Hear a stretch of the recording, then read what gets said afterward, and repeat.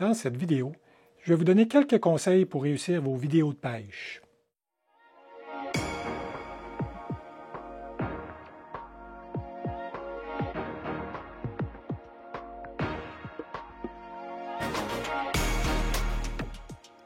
Réussir des vidéos de pêche intéressantes demande un investissement de temps et d'argent.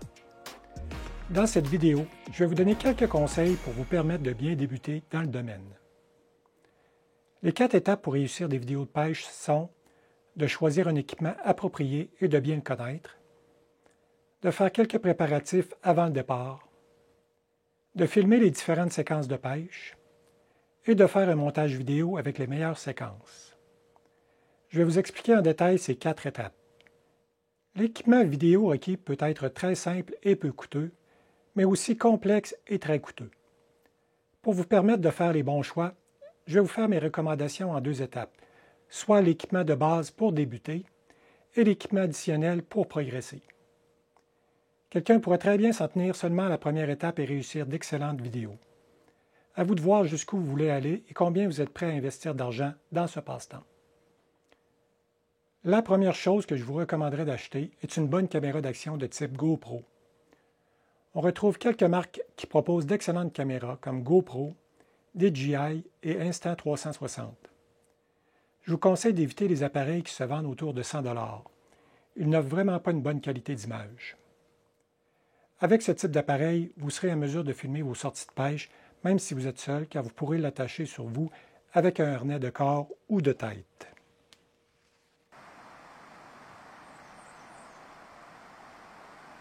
Les avantages d'une caméra d'action sont sa facilité d'utilisation, la possibilité de l'utiliser par toute température et même sous l'eau, sa robustesse, la possibilité de l'attacher sur différents types de supports, la qualité vidéo qui est très bonne à l'extérieur, sa grosseur car elle est toute petite et facile à transporter, et son prix qui est relativement abordable, soit entre 400 et 800 $. Au niveau des inconvénients, il y a la qualité d'image qui est moins bonne sous faible lumière et le fait qu'elle n'a pas de réel zoom pour faire des plans rapprochés. Avec la caméra d'action, il faut penser d'acheter un ou des supports selon vos besoins et vos préférences.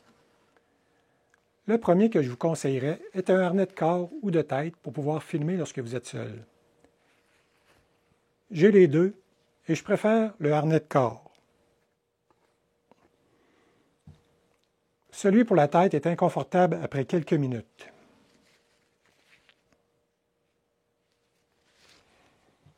Si vous pêchez souvent en embarcation, un bras articulé avec une pince est très pratique. Ça permet de donner un autre point de vue et de garder la caméra à courte portée pour la démarrer et l'arrêter. Un autre support que j'utilise est un selfie stick extensible qui permet de se filmer pour faire l'introduction ou la conclusion d'une vidéo par exemple. Il permet aussi de descendre la caméra sous l'eau pour prendre des prises de vue sous-marines. Et le dernier support que j'utilise est un trépied léger, par exemple pour se filmer pendant un repas. Sur ma caméra d'action, j'utilise à l'occasion une pièce d'équipement qui s'appelle une cage. Elle est de marque Small Rig et est en métal pour protéger la caméra. Elle permet de fixer des accessoires comme un microphone ou de monter la caméra sur un trépied traditionnel. J'utilise 2 types de microphones selon mes besoins. Le premier est un microphone sans fil. Le principe est que l'on attache le récepteur sur la caméra et le transmetteur sur soi. Le mien vient avec un coupe-vent pour couper le bruit du vent. Il existe aussi des modèles avec 2 transmetteurs, donc si on a un compagnon de pêche avec nous, on aura un excellent son des 2 pêcheurs. Ce type de microphone a une pile qui dure de 5 à 6 heures. Le deuxième type est un microphone que l'on monte directement sur la caméra, mais qui comprend aussi un coupe-vent. Le problème de ce type de microphone sur une caméra d'action, c'est que l'on peut apercevoir le microphone dans le haut de l'image. Il faut ajouter un adaptateur pour soulever le microphone un peu plus haut. La façon de connecter le microphone sur une caméra d'action est habituellement par un port USB-C. Assurez-vous de vérifier la compatibilité entre le microphone et la caméra avant de l'acheter.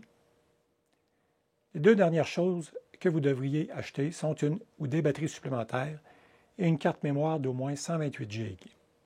Si après avoir fait quelques vidéos avec votre caméra d'action, vous attrapez la piqûre, le deuxième type d'appareil à utiliser est une caméra traditionnelle. Elle est l'idéal lorsque vous êtes au moins 2 personnes à pêcher ensemble. On peut utiliser un des 3 types de caméras suivantes. La caméra la plus accessible est probablement celle que vous avez sur votre téléphone intelligent. Si vous avez un appareil récent et de bonne qualité, vous pouvez l'utiliser pour filmer vos vidéos. Les avantages sont une très bonne qualité vidéo sur les appareils récents. Certains modèles ont plus d'une caméra avec des objectifs de différents grossissements pour faire des plans larges ou plus rapprochés, et elle est facile d'utilisation. Les téléphones intelligents ont aussi quelques inconvénients. Le premier est que l'on ne peut pas changer la batterie.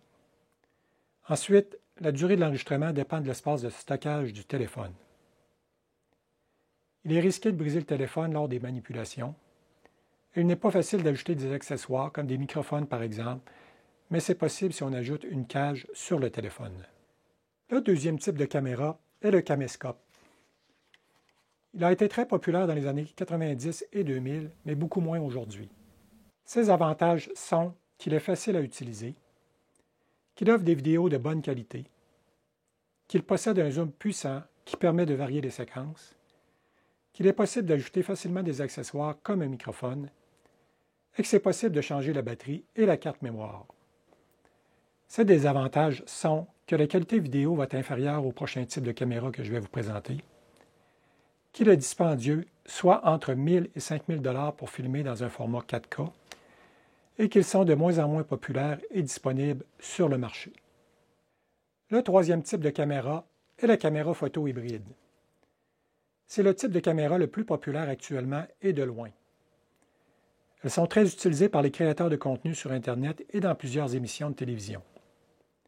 Ses avantages sont qu'elle offre une excellente qualité d'image, qu'elle permet de changer d'objectif selon les besoins, qu'elle peut aussi prendre des photos d'excellente qualité.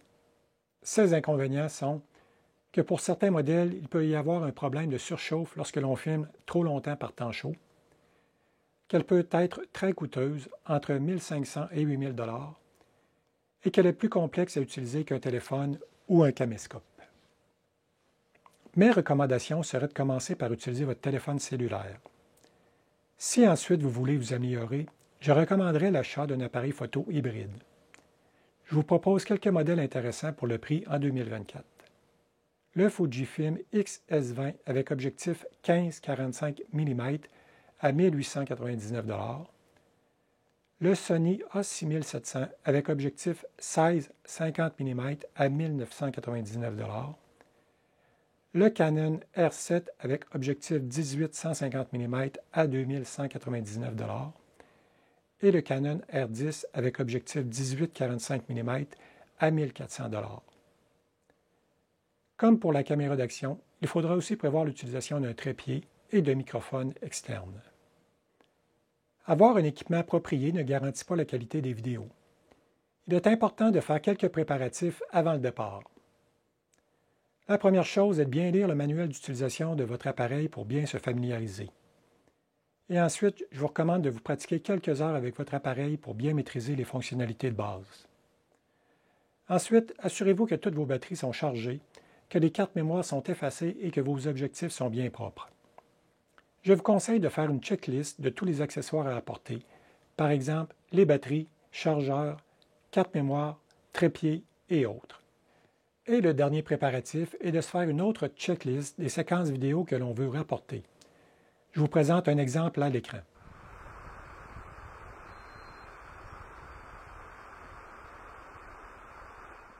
Pour réussir de belles séquences de pêche, je vous propose de suivre quelques conseils de base.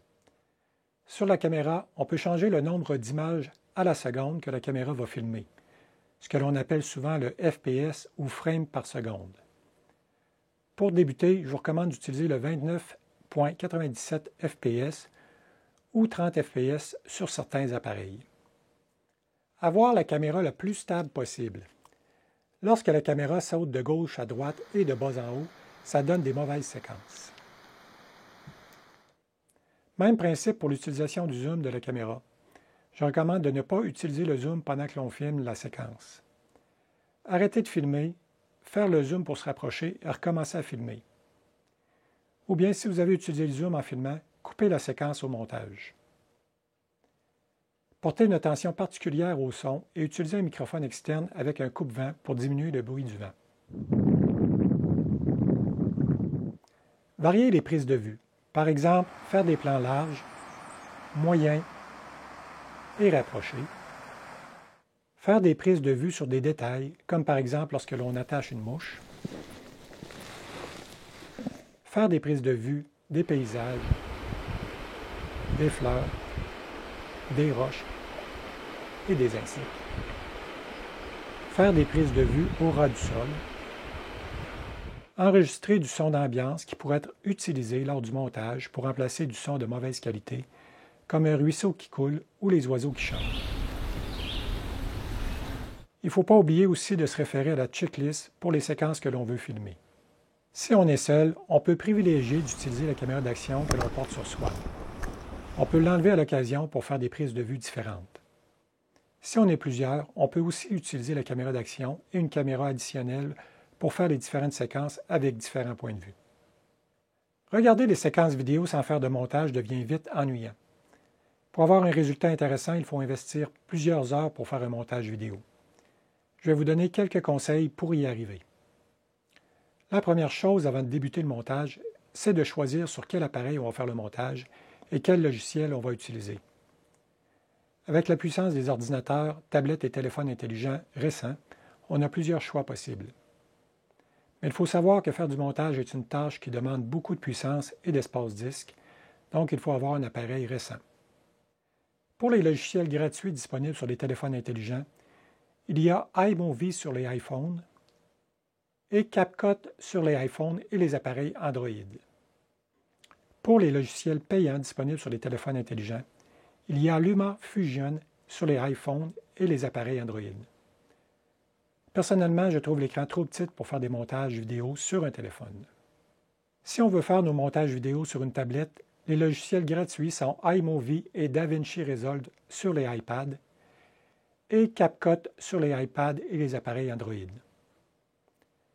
Pour les logiciels payants disponibles sur les tablettes, il y a DaVinci Resolve Studio qui a plus de fonctionnalités que la version gratuite et Final Cut Pro sur les iPads et LumaFusion sur les iPads et les appareils Android. Pour le montage vidéo sur un ordinateur, il y a beaucoup de choix possibles. Je vais vous en proposer quelques-uns.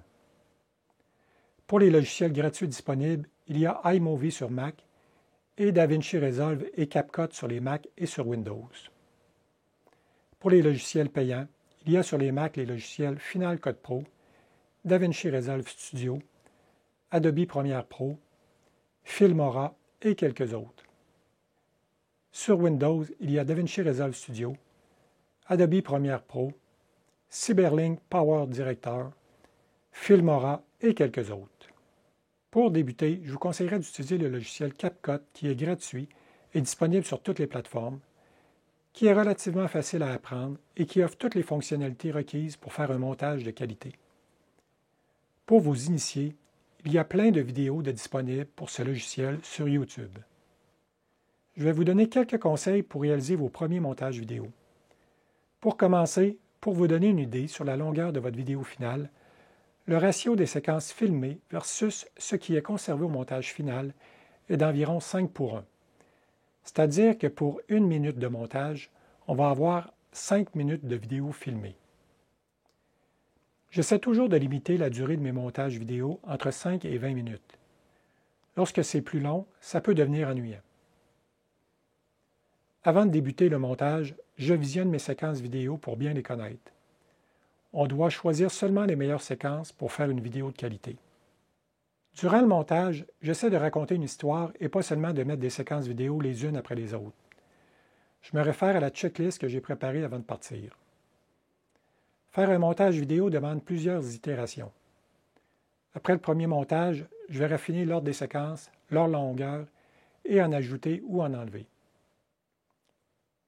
Ensuite, j'ajoute un titre au début de la vidéo et des sous-titres pendant la vidéo comme le nom de la rivière, du lac ou de la fosse. J'ajoute aussi de la musique qui va avec le rythme que l'on veut donner à la vidéo. Je vais aussi remplacer le son de mauvaise qualité par des sons d'ambiance que je vais avoir enregistrés. À l'occasion, je vais choisir aussi de faire une narration pour raconter l'histoire et compléter les images. J'ajoute aussi des transitions entre certaines séquences, mais il faut faire attention pour ne pas en abuser. J'en ajoute habituellement pour montrer qu'il y a un laps de temps entre les séquences, par exemple pour débuter une nouvelle journée. Apprendre à faire des montages vidéo de qualité demande beaucoup de temps. Pour une vidéo finale de 20 minutes, je passe entre 10 et 25 heures à faire le montage. J'ai commencé il y a plus de 30 ans et chaque nouveau montage que je fais m'apprend quelque chose de nouveau. Pour ceux qui seraient intéressés à savoir ce que j'utilise comme équipement, je vais vous le présenter. Pour ma caméra d'action, j'utilise la DJI Osmo Action 4. J'ai une cage de marque SmallRig. Comme mentionné précédemment, pour la porter sur moi, j'utilise un harnais de corps. J'utilise aussi un support avec pince pour l'attacher sur le bord de la chaloupe et un selfie stick extensible pour me filmer ou pour faire des prises de vue sous-marines. Pour ma caméra photo hybride, j'utilise un petit sac à dos qui contient ma caméra hybride OM System OM1 avec un objectif 14-150 mm qui me permet de faire des plans larges et des plans très rapprochés. Un microphone Rode avec un coupe-vent ou un ensemble de microphones sans fil Rode avec 2 émetteurs et un récepteur. Des batteries de rechange et un drone DJI Mini 3 Pro pour faire des prises de vue aériennes. J'utilise aussi mon téléphone iPhone 15 Pro pour faire certaines séquences vidéo. Pour compléter, j'utilise un trépied léger en fibre de carbone de marque Inorel. Et pour faire mes montages vidéo, j'utilise soit le logiciel LumaFusion sur ma tablette iPad Pro ou le logiciel DaVinci Resolve Studio sur mon ordinateur Windows. Comme vous voyez, faire de la vidéo tout en pêchant n'est pas simple. Il faut être prêt à sacrifier du temps de pêche pour faire des séquences vidéo. C'est pour ça que pour débuter, je vous conseille d'essayer avec un équipement limité et un logiciel de montage gratuit. Il ne faut pas investir une grosse somme d'argent en équipement sans savoir si on va aimer ça. Quand on commence dans ce domaine, il y a beaucoup de connaissances à acquérir. Pour ma part, ça me permet de rejoindre mes deux passions, la pêche à la mouche et la vidéo et la photographie en nature. J'ai des beaux souvenirs de mes premiers voyages de pêche au saumon que j'ai fait dans les années 90, que je regarde encore à l'occasion, même si l'image est de mauvaise qualité. Pour terminer, je vous invite à vous abonner à ma chaîne YouTube pour pouvoir visionner mes vidéos de pêche à la mouche et me faire des commentaires.